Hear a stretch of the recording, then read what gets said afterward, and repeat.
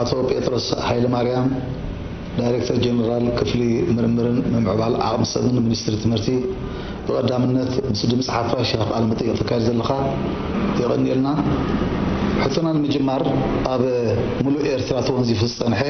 ስሩዕ ኣገልግሎት ትምህርቲ ካብ ሓሙስ ሓደ መያዝያ ክጅምር ተወሲኑሎ ሓደ ዓመት ደው ዝበለሉ ምክንያት ድማ ብሰንኪ ለበዳ ኮሮና ቫይረስ እዩ ሕጂ ኣብዚ እዋን እዚ ምስትሕማም ብምዝማድ ገለገለ ስክፍታት ኩሉ ስለ ዝኽእል ስለምንታይ ክጅመር ተወሲኑ ዝብል ናይ ሰባት ርእይቶ ኣለሞ ብዛዕባ ዘኣመልኪትካ ተምሃሮ ሙሉእ ሃገር ዘሎ ዘይካ 12 ክፍሊ ዝመሃሩ ጠጠው ኢሎም ፀኒሖም ከም ዝበልካዮ እዚ ኣብቶም ተምሃሮ ይኹን ናብ ሃገር ዘውርዶ ሓሳብ ብቐሊል ዝግመት ኣይኮነን እቶም ተምሃሮ ሓደ ኣካደሚክየር ኣጥፊኦም ኣለዉ ናብ ሃገር ዘምፅኦ ሓሳብ ብቐሊል ዝግመት ኣይኮነን መንግስቲ ዘውፅኦ ወፃኢታት ይኹን ብዓይኒ ባጀት ክትሪኦ ከለኻ ዋላብቲ ናይ ሓዋሩ ናይ ልምዓት መደባት ናይ መንግስቲ ፅልዋ ከሎ እዩ እዚ ኣብ መላእ ዓለም መፅና ጤባ ስለ ዝኾነ ከም ሰብና ክንዓፁ ግድነት ነይሩ ምክንያቱ ጥዕና ናይ ህዝብና ምሕላው ክሳብ ሞት ዝበፅሕ ከምዚ ንሪኦ ዘለና ብዙሓት ካልኦት ሃገራት ክንደይ ህዝቢ እንዲቀዚፉ ዘሎ ስለዚ መንግስቲ ካብ እቲ እንታይ ስትራቴጂ መንግስቲ ዘውፅኦ ንሕና ኩሉ ቅድሚ ሕጂ ተገሊፁ ነይሩ ዋላ ክቡር ፕሬዚደንት ባዕሉ ገሊፅዎ ነይሩ ኣብ ምክልኻል ዘተኮረ ኢና ና ስትራቴጂ ብዛዕባ እዚ ሕማም እዚ ዝብል እዩ እዚ ከዓ ቁኑዕ ስትራቴጂ እዩ ብፍላይ ከማና ዝኣመሰላ ብዙሕ ዓቕሚ ዘይብለን ድኻታት ናሽቶ ሃገራት ከምዚ ዝኣመሰለ እዚ ሓደገኛ ዝኾነ ነገር ፅባሕ ንጎ ካብ ቁፅፅር ወፃእቲ ኮይኑ መቆፃፀሮ ኣዝዩ ሸጋሪ ንሪኦ ኣለና ተን ሃብታማት ብማዕበላ ገለ ዝበሃላ እውን ከምቲ ዝግባእ ክቆፃፀሮ ይከኣላን ዘለዋ ክሳብ ሕጂ ስለዚ ንሕና መቕዘፍቲ ገለ ከይመፀ ከሎ ኣቐዲምካ ምክልኻል እዩ ዝሓይሽ ስለተባሃለ ኣብያተ ትምህርቲ ከዓ ሓደ ካብቲ ሰባት ተምሃሮ ኹን መምህራን ካልኦት ሰራሕተኛታት ብብዝሒ ዝእከብሉ ቦታ ስለ ዝኾነ ሓደ ካብቲ ተኣፋፊ ቦታታት ስለ ዝኾነ ነዚ ክዕፆ መንግስቲ ወሲኑ ሳላ ከምኡ ዝገበርና ከዓኒ እቲ ሕማም ኣፀቢቑ ንኸየስፋሕፍሕ እዚ እውን ባዕሉ ሓደ ዓብዪ እጃም ከም ዝነበሮ ዝግምገም እዩ ስለዚ ክዕፆ ግድን ነይሩ ሕጂ ከዓ እቲ ኩነታት ርእይዎ መንግስቲ ገምጋም ገይሩሉ ሕጂስ እንዳኸፈልና ሓይሽ ዝብል መደምደምታ ተወሲዱ ብመሰረት ሚኒስትሪ ትምህርቲ ስርሑ ክጅምር መምርሒ ተዋሂቡ ጀሚርና ኣለና እቲ መሰረታዊ ነገር እንታይ እዩ ብቐፃሊ ትምህርቲ ዓፂኻ ክህየድ ኣይከኣልን ዋላ ከምቲ ካልእ ዝገብሮ ፀንሐ መንግስቲ ኣብቲ ካልእ ስራሓት ኣብ ገለ እዋን ቁሩበ ስጊ ክበሃል ከሎ ኣትረር ከብሎ ፀኒሐ ነቲ ናይ ምዕፃው ኣብ ገለ እዋን ከዓ ከምዚ ሕጂ ዘሎ ኣፍኮስ ኣቢልዎ ኣሎ ስለዚ ኣብዚ ሕጂ እዋን ተምሃሮ በቤት ትምህርቶም ተረኪቦም ክመሃሩ ልሓን ዝሓሸ ስጉምቲ ተባሂሉ ተገምጊሙ ስለ ዘሎ ትምህርቲ በዚ ይጅመር ኣሎ ትምህርቲ ተጀሚሩ እቲ ሕማም ተሓኒ ዘሎ ኣይሰክፍኒ ማለት ኣይኮነን ትምህርቲ ዝጅመር ከሎ ከዓ ኩሉ ምስ ጥንቃቅኡ ከም ዝካየድ ክግበር ምናልባት ኣዝዩ ዘስግእ ነገራት ብደረጃ ሃገር ይኹን ኣብ ገለ ፍሉይ ከባቢታት ይኹን ኣብ ፍሉይ ቤት ትምህርቲ እንተምፅኡኻ ባንተጋጢሙ ከምቲ ኩነታቱ እናርኣኻ ዝምልከቶም ናይ ሕክምና ክኢላታት ኣለዉ ተዓፁ ነቲ ስግኣት ተሓን ምስ ኮነ ወይ ከዓ ምስ ፈኾሰ ከዓ መሊስካ ትኸፍት ከምኡ እናበለ ይኸይድ ዝኽእል ስለዚ ተምሃሮ ክመሃሩ ዝተኻእለ መጠን እውን ናብቲ ንቡር ሂወት ክንምለስ ምንቶም ሃገር ከም ህዝቢ ግቡእ ስለ ዝኾነ እቲ ትምህርቲ ምኽፋቱ ፅቡቕ እዩ ዳሕራይ ናተይ ርእቶ ኩሉ ህዝቢ ዳርጋ ኩሉ ህዝቢ ክፅበዮ ዝፀንሐ ነገር ስለ ዝኾነ መብዛሕትኡ ሰብ ብሓጎስ ተቐቢልዎ ኣሎ رأي دايركتور جنرال كفلي مرمر على عام سبن أتو بيتروس هاي مريم سرعة أقول تمرت كجمر كارتو السنة أما كل خال إزلا بدا أنت استقبل مدلوات اللقص عاجي ኣብዚ ብዙሕ ምድላዋት ዝተገብረሎ እቲ ዝዓበየ ምድላው ብሚኒስትሪ ጥዕና የተገይሩ ዘሎ ስለዚ ምናልባት ብምስኦም ተዘራሪብኩም ካልእ ግዜ ዝስፍሐ መግለፂ ክህብኩም ክእሉ ኮን እዮም በቲ ንሕና ዘለና ሓበሬታ ግን ንቅድም ኣብ ዞባ ካብቶም ማሕደርቲ ናይ ዞባታት ጀሚርካ ኮሚቴታት ብሓባር ስራሕ ምስ ሚኒስትሪ ጥዕና ሚኒስትሪ ትምህርቲ ካልኦት ዝምልከታ ኣካላት እውን ቆይመን ኣለዋ እዚኣተን ሕጂ ኣብቲ ኣብዞ ዞቦ ክውሰድ ዘሎ ሓፈሻዊ ጥንቃቐታት እንታይ እዩ ክሳብ ብደረጃ ቤት ትምህርቲ ዝወርድ ምድላዋት ገይሮም ኣለዉ እቲ ፍሪዝ ዝበለ ዓበይቲ ነገራት ካብ ዋና ክጠቅስ ሕጂ ኣብ ቤት ትምህርቲ ንቅድም እቲ ብዛዕባ ፅሬት ማይ ምሕፃብ ድዩ ሓፃፀሪ ዝኸውን ኣብ ዝተኻሊ መጠን ከም ኣልኮል ዝኣመሰለ ነገራት ክህሉ እዚ ሚኒስትሪ ትምህርቲ እውን ካብ ቅድም ጀሚሩ ሓደ ምድላዋት ክገብረሉ ፀኒሕሎ ገለ ዝተገብረ ምድላዋት ኣሎ ብቐፃሊ ከዓ ብሕጂ እውን ክግበር እዩ ምናልባት ኣብዚ ሚኒስትሪ ትምህርቲ ጥራይ ንበይን ክገብረልካ ስለ ዘይሕሰብ ወለዲ እቲ ከምኡ ብከባቢኡ ዘለውን እጃሙ ከበርክት ተሓባቢርካ ነቶም ቆልዑስ ንጥዕንኦም ዝያዳ ውሕስነት ክህብ ዝኽእል ናይ ምክልኻል ኣገባባት ኣብቲ ኣብያተ ትምህርቲ ክንጥቀም ተባሂሉ ኣሎ ማስኬራ ምግባር ወይ ማስክ ክህሉ ከም ግድነት ተወሲዱ ዘሎ ስለዚ ኩሎም መምህራን ኹኑ ተምሃሮ ኹኑ ካልኦት ሰራሕተኛታት ናይ ቤት ትምህርቲ ናይ ግድን ማስክ ገይሮም ኣብ ኩሉ ግዜ ይንቀሳቐሱ ከም ዘለዎም ሓደ ተወሲዱ ዘሎ ስጉምቲ እዩ ካልእ ነቲ ሕማም ንምቁፅፃር እውን ሚኒስትሪ ጥዕና መዐቀኒ ናይ ረስሚ ብብዝሒ መፂኡ ኣሎ ኣብ ነፍሲ ወከፍ ቤት ትምህርቲ እቶም ተምሃሮ ተኣትዉ ከለዉ ዋላ መምህራን ዋላ ካልእ ሰራሕተኛ እናተዓቀነ ናብቲ ቤት ትምህርቲ ከም ዝኣቱ ክግበር መደብ ወፂኡ ኣሎ ምናልባት ኣብዚ ሕጂተን ተዘርጊሐን ዘለዋ መዐቀኒታት እኹላት ኣይኮናን ምስ ሚኒስትሪ ጥዕና ብምዝርራብ ሳተን ዝበዝሓሉ ኣገባብ ክንፈጥር ንሓስብ ኣለና ስለዚ እዚ ሓደ መገዲ እዩ እንታይ እዚ ናይ ረስሚ መዐቀኒ ገለ ተምሃሮ ኹኑ መምህራን ወይ ኣባላት ናይ ቤት ትምህርቲ ረስሚ ተተረኺቦም ንቅድም ክፍለዩ ካብቲ ካልእ እቲ ረስሚ ካብ ዝተፈላለየ ኩነታት ክመፅእ ክእል እንድዩ ግን እዚ ሕጂ ዘሎ ዝኾነ ዕድል ወይ ከዓ ብግምት ክትከይድ ስለ ዘይግባእ ረስሚ ዝተረኣየ ሰብ መገዲቶም ናይ ሕክምና ኣባላት ኣብ ሕክምና ከይዱ ከም ዝመርመር ክግበር እዩ ድሕሪ ድሓን ኮይኑ ትምህርቲ ቁፅር ማለት እዩ ተምሃራይ ተኮይኑ ድሕሪ ዝኾነ ፀገም ኣልዩ ግን ንሱ ወለዱ ስድርኡ ከይተረፈ ብመልኦም ከም ዝውሸቡ ዝግበረሉ መገዲ መፂኡ ኣሎ ኣብቲ ቤት ትምህርቲ ብዝፀንሓሉ እውን ክሳብ ዋላ ናብ ሕክምና ዝኸይድ ምእንቲ ምስ ካልእ ከይራኸብ ኣብ ካልእ ምሕልላፍ ነቲ ሕማም ዕድል ንምፅባብ ከም ዝመወሸብ ዝኸውን ግዝያዊ መፅንሒ ነፍሲ ወከፍ ቤት ትምህርቲ ከም ተዳሉ ተገይሩ ኣሎ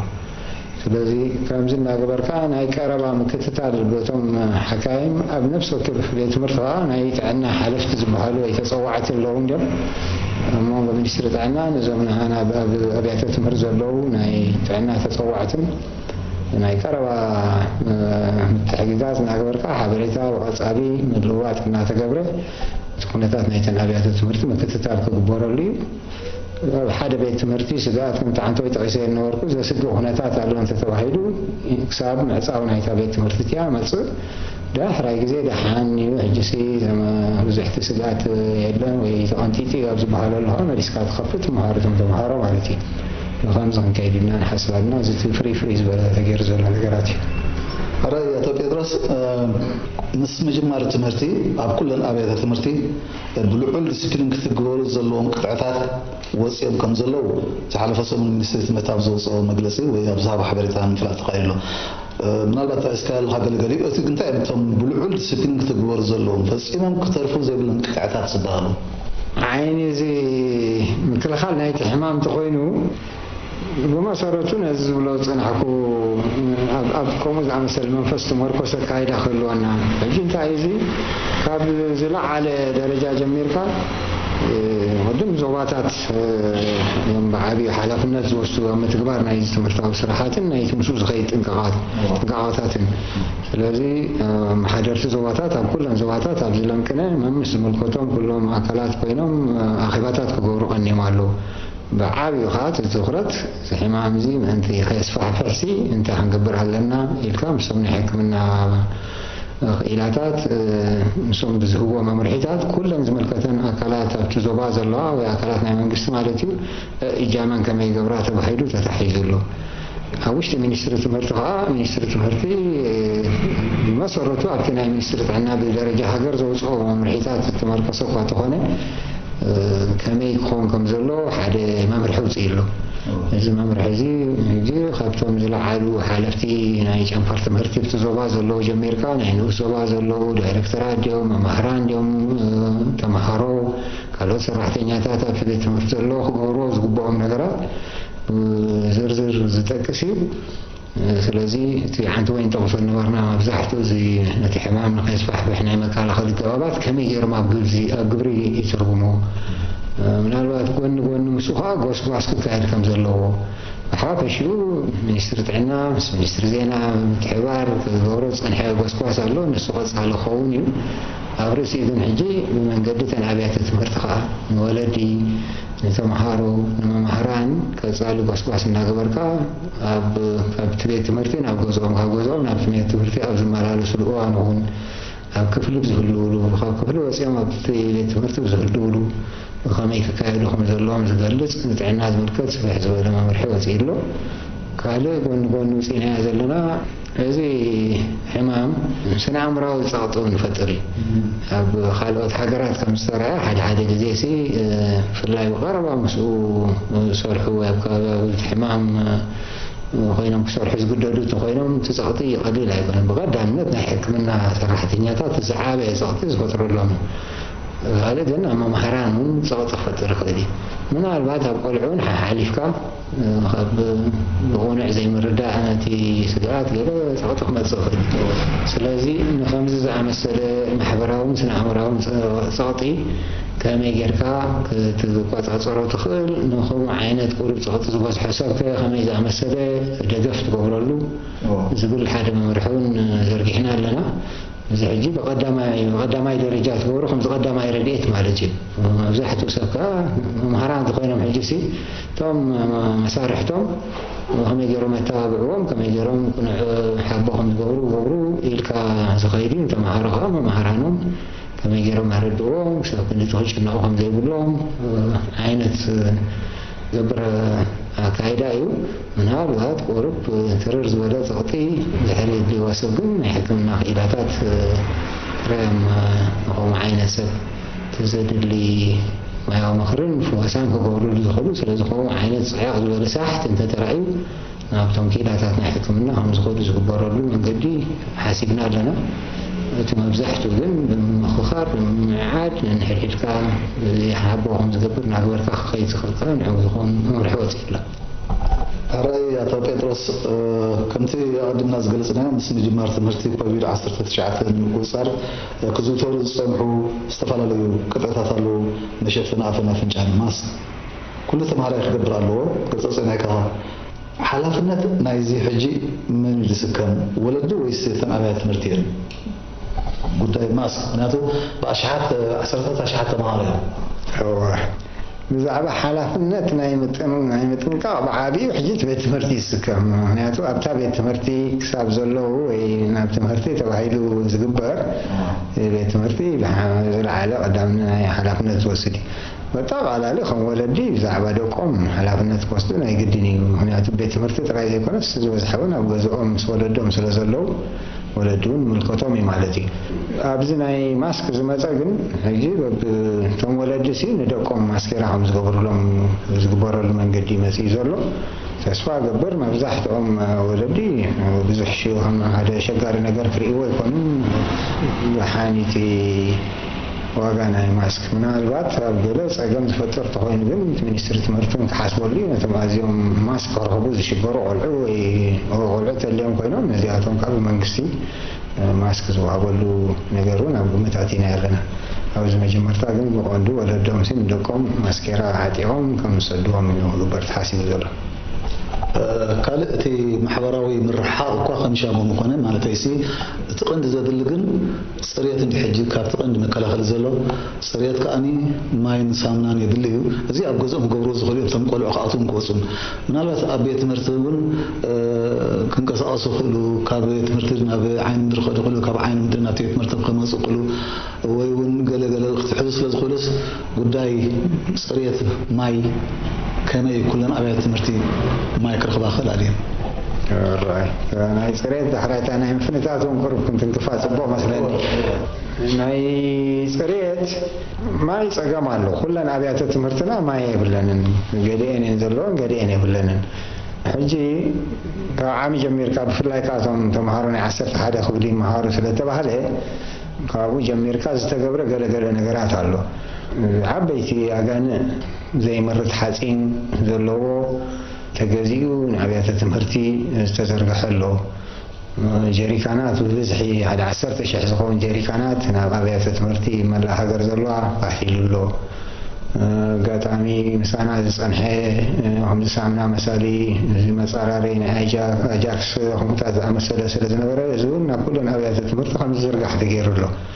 ስለዚ መበገሲ ክኸውን ዝኽእል ንመፃራረይ ንኣብነት ናይ ሳምና ናይ ከምዚ ዝኣመሰለ መፃራረይ እቲ ሚኒስትሪ ብዓቕሚ ክገብሮ ዝኽእል ገይሩ ኣሎ ናይ ማይ እውን ኣብ መብዛሕትኡ ቦታታት ምስ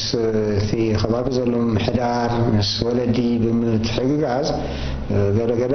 ዝተወስደ ስጉምትታት ኣሎ ብዝያዳ ከዓ ሕጂ ክውሰድ ከድሊ እዚ ሕጂ ብምትሕብባር ጥራይ ክግበር ዝከኣል ንበይ ነቲ ሚኒስትሪ ብምሉኡ ኣብ ኣብያተ ትምህርቲ ዝነበረ ናይ ማይ ፀገም ብሓደ ግዜ ክፈትሖ ኣይክእልን እዩ ግን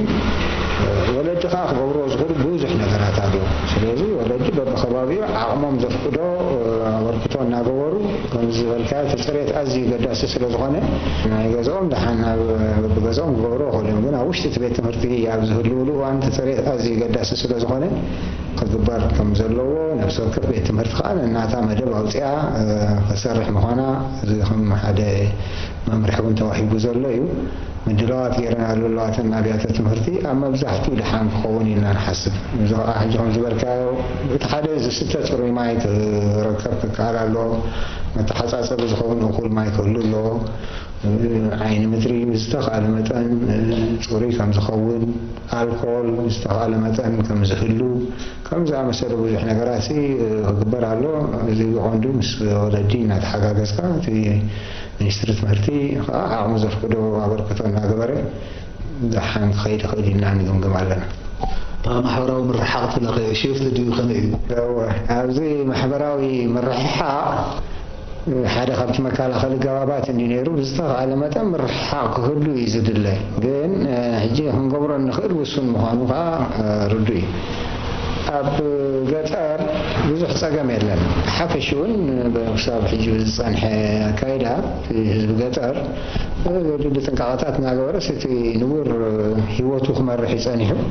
እቶም ተምሃሮ ከዓ ኣባላት ናይቲ ኣብ ገጠር ዘሎ ከም ስለ ዝኾኑ ካብኡ ፈሊኻ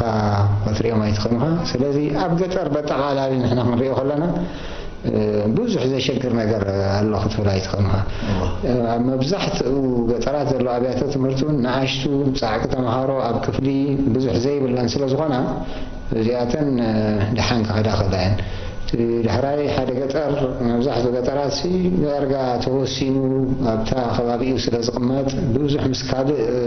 ቀፃሊ ዝኾነ ርክብን ምንቅስቃስን ስለ ዘይብሉ እቲ ሕማም ናይ ምልባዕ ተኽእሎ እውን ብተዛማዲ ዝሐሸ እዩ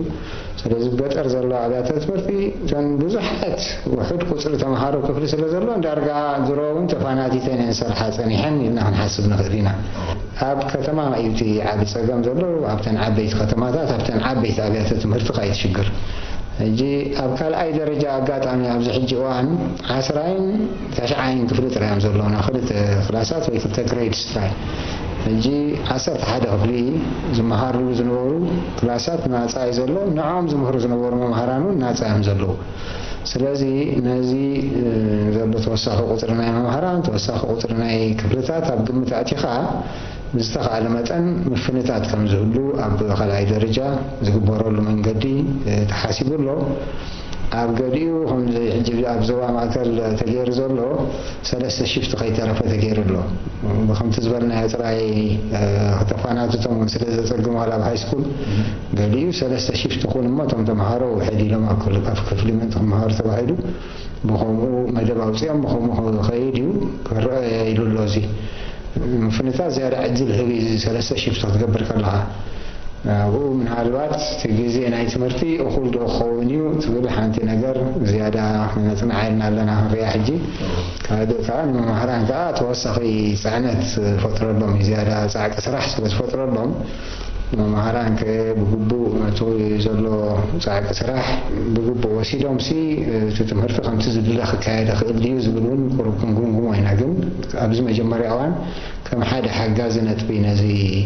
الرحيحة زانا شفت ويك بسلست إبرة نايم مهار جبابون تأتي الله سلازي بتقالان انتهي نزلنا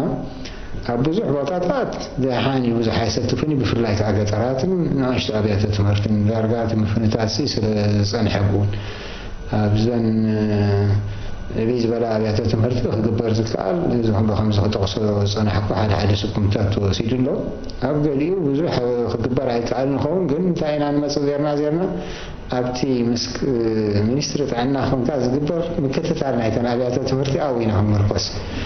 دحين كتاب زخونة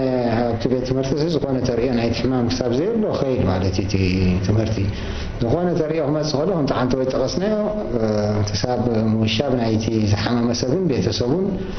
خمسيو بالحريو زمان من أكبر كأخيت تمرت مالتي رأي أبي بطرس كل جزء ولا بتدحن جزء بتدحن عمتات أما جمار تمرتي أو حمس كرم كلهم مهران فحص لزولو ننا بيتسون سلازمزو أبتم جمار تمرت حجي قرب من دون قاعد فتر نيرندو حجي خا مززل صقم كم استعزل زلخا نايم قاعد يصقم الله نايم قاعد يصقم عين برن حجي كلهم مهران ككاب زلو وناتن أبي تمرت نخزل عند حركون ويكون حركون قربنا مسألة أقول دايس أقول قاتم مو نزين كم يتدالكم كم يكتبوهم. هو أنا موقع عزيز حد خبط عبيت قداتي وبفلا يعمل لا هجر كل سمرتي كل درجاتات سب تدل علينا كذا أي درجات سمرتي يكفت كبار كله عابت على ابني موقع عزيز. أبو بقدر ما قد يخت حازق النيرو هذا كلام زي حجة تغيير زلوا إني قالوا أن ساعات بورده كل سبب الحمد لله خمسين كاسقاس هذا ما قدي. خالك أبزينا عصر حدا خبره مهارة قالوا حجي طلب منستر تمرتي كل تناي موقع عزيز زبلي طلب انت مهارة هن مهاران هن بب حدا بقبو أسمعوا مدب أوصيو تمدب ناب هجراوي حي الإمام مثل القبيل عسر تشعات تقريبه في حي الإمام أصدقوا بمسرات تمزم الكتم من موقع عزيز كيلاتات مستوى منستر زولو ونمسوس من الكتم تزاراريبهم فتح غيرهم نيرهم دارقا بمولون تمهارهم هنو مهرانهم باتي شعور تبع لجزيتنا عسر حدا هولي ما لا تعنب كلنا بقطعهم كمزوج حتى غير نيرو حجي خلتيو حسابات نحن نعرف حي العمام غريبنا اللي نزلنا في حي العمام قلت هاي زلو نحن حجو خفوت كيرنا زلنا بزي زلو يخيتي سبمو يجمر في بيت مرتي من البعض بقدم نتن عبيز بلا بس حيما مهران جرز اللون بطاطات نعاتات أوتوبوسات تفلين كم كاسة عصو تغير له ندخلون كسعيبين سلازي أما بزحته لحان في من قصاصنا يوم مهران هنا يتمهارسي بزح جزي خيط أفاك خيط خيدي زول قام علينا أوز مجمعنا يتمهرتي انتاي مرداد اللي قمنا زي ناتي باندي وامو كلنا حقرات امن العالم زلو ابزي نور كنتات كاسل زلنا هذا حبوس قوس مبالاي كترفني سلازي على حدا خجمر تبعيلو لتبي تمرتي على حدا تم مزحتن كجمرا زغلا خجمرا يعني لنا نحسب زلنا قال يعني ما هو خجمرا هذا كلا هنا ما بتزمع زلو ثلاث سمعات دي سمون دي ارجع خلتي تكبر مبعازات تغيرش تمهرتي جمرة خدينا أنا نعمل زلنا إذا حجين تاعي مهران قدامنا مهران أبوباتهم قبول لهم قال تمهرون عبارة من سكولنا حضرت عليها تمهرتي زي أم أبوباتهم قعدوا خولي لهم ካልእውን ብዘይ ናይ መጓዓዝያ ኣገልግሎት ግቡእ ክሰርሑ ዘይክእሉ መምህራን ኣለዉ ተማሃሮውን ኣለዉ ነዚኣቶም ከዓ ከምዚ ናይ ሰርቪስ ኣገልግሎት ሓታቶም ፍሉይ ኣገልግሎት ዝህባ ኣውቶቡሳት ድን ንኣሽቱ ሚኒባሳት ድን ገለ ተመዲበናሎም ከመይ ንፍታሕ ዝብል ዘውፃናዮ መደብ ኣሎ ንሕና እንተላይና ኣሽቱ ቆልዑ ኣብ ንኣብነት ኣብ ከተማታት ዘለዉ ሲ እግሮም ከይዶም ካብ ቤት ትምህርቲ ንገዝኦም ክመላለሱ ዘይክእሉ ነዚኦም ከይተረፈ ገለ ኣገልግሎት ናይ መጓዓዝያ ክግበረሎም ኣለዎ ዝብል ኣጠቓላሊ ዝኾነ ጠለብ ዘለና ናብዚ ሓይሊ ዕማም ቀሪቡሎ እቲ ሓይሊ ዕማም እሱ ተዘራሪብካ ብዝቐረባ መዓልትታት ፍታሕ ክግበረሉ ንፅበዮ ዘለና እዩ ኣራይ ኣቶ ጴጥሮስ እቲ ኣካይዳ ናይ ትምህርቲ ከመይ ይኸውን ከመይ ተሓሲቡሉ ዘሎ እቲ ትምህርቲ ዓመት ልክዕ ከምዚ እዋን እዩ ተቋሪፁ ወይ ኣብያተ ትምህርቲ ተዓፅየን ነይረን ስለዚ ሓደ ተምሃሮ ሓደ ኣካዳሚያዊ ዓመት ኣጥፊኦም ኣለዉ ግን ኣብታ ቅድም ዝነበርዋ ደረጃ እዮም ዘለዉ ማለት እዩ ማለት ካልኣይ ሰመስተር ሓደ ክልተ ወርሒ ገለ ተማሂሮም ነይሮም ክልተ ሰለስተ ወርሒ ካ ተሪፎም ነይሩ ትምህርቲ ክውድኡ ናይቲ ዓመት እያ ስለዚ ሕጂ መቐፀልታ ኢና ንገብር ንሕና ካብታ ቅድም ዝነበርዋ እተን ተሪፈንኦም ዝነበራ ክሳብ ክራማት መወዳእታ ኣቢልካ ከም ዝውድእዎ ተገይሩ ተምሃሮ ብግቡእ መርመራን ገለን ወሲዶም ካብ ክፍሊ ናብ ክፍሊ ዝሰጋገርሉ መንገዲ ክንገብር ኢና ኣብ ቆላታት ክሳብ ኣብዚ ከበሳታት ክሳብ መወዳእታ ሰነ ውዳእ ኸውን ንብል ድሕሪ ንሱ ዘይውዳእ ኮይኑ ክልተ ገባባት ኣሎ ሓደ ቀዳም ከም ተወሳኺ መዓልቲ ትምህርቲ ክመሃሩ ካልኣይ ከዓ ሕረንሱን ዘይኣክል ኮይኑ ካብ መስከረም ሶሪ ካብ ሰነ ሓሊፍካሲ ኣብ ሓምለውን ቁርብ ምጥጥ ኣቢልካ ብግቡእ ተማሂሮም ኩሉ ዓይነት ትምህርቲ ኩሉ ከዓ ክውድእዎ ዝግብኦም ምዕራፋት ተማሂሮም ከም ዝሓልፉ ኢና ክንገብር ንሓስብ ዘለና ምክንያቱ ስቑ ኢሎም ተሓሊፎም ተምሃሮ ኩሉ ግዜ ሃስያ እዩ ዝኾኖም ሃዋፍ ስለ ዝብሎም ኣብቲ ትምህርቲ ኣብ ቆላታት ካብ ወርሒ 5 ንላዕሊ ክትምህር ኣይከኣልን እዩ ንቡር እውን ኣብ መወዳእታ ወርሒ 5 ዝዓፅዋ ነይረን ኣብ ግንቦት ማለት እዩ ሕጂ እውን ከምኡ ኢና ንሓስብ ዘለና ክሳብ ግንቦት ክኸዳ እየን ንቀዳም ድሮ ክጥቀሙላ ፀኒሖም ስለ ዝኾኑ ንሳቶም ኣብ ከክልተ ቐነ ሓንቲ ሰንበት ክውስኹ ክእሉ እዮም እዚ ንባዕሉ ዘይኣክል ኮይኑ ተተረኺቡ ከዓ ኣብቲ እዋን ምጅማር ኣብቲ ዝቕፅል ዘሎ ኣካዳሚያዊ ዓመት ኣቐድም ኣቢልካ ከፊትካስ ዘይመልእዎን ነገራት መሊኦም ከም ዝሓልፉ ክግበርቶም ተምሃሮ ተሓሲቡሎ ስለዚ በጠቓላሊ ኣብዚ ሕጂ ሒዝናዮ ዘለና ኣካዳሚያዊ ዓመት ካብ መወዳእታ ክራማት ማለት እዩ ዳርጋ ኩሎም ተምሃሮ ተሪፎም ዝነበረ ምዕራፋት ወይ ትምህርቲ ሸፊኖም ናብቲ ዝቕፅል ደረጃታት ናይ ትምህርቲ ክሰግሩ ወይ ናብቲ ዝቕፅል ክፍልታት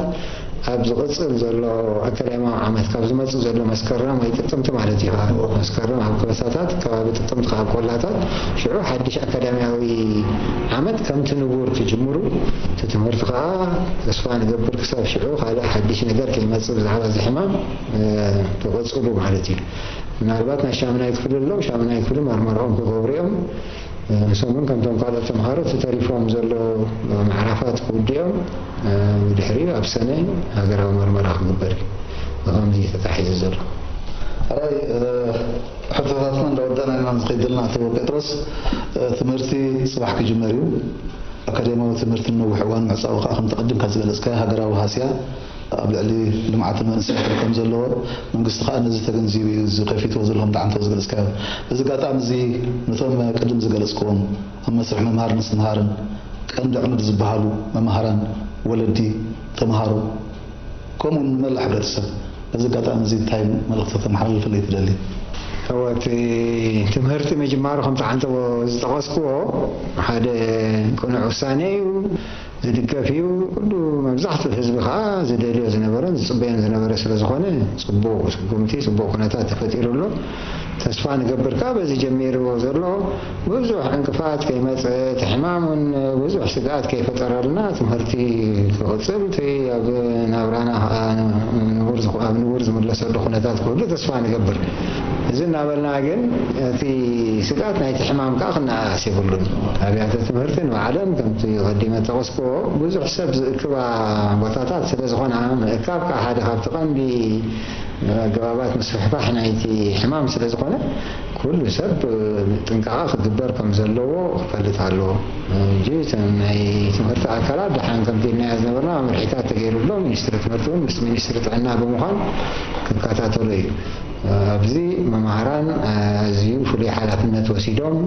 بقى دامنت بعلم أبنتات يكون لهم كماسكرا جميركا ديو ناي مفنتات ديو ناي حساب ناي تريد ديو ناي جلا أبنت يكون لهم بجبري شلل ملل كبير يقولون زخون ممهر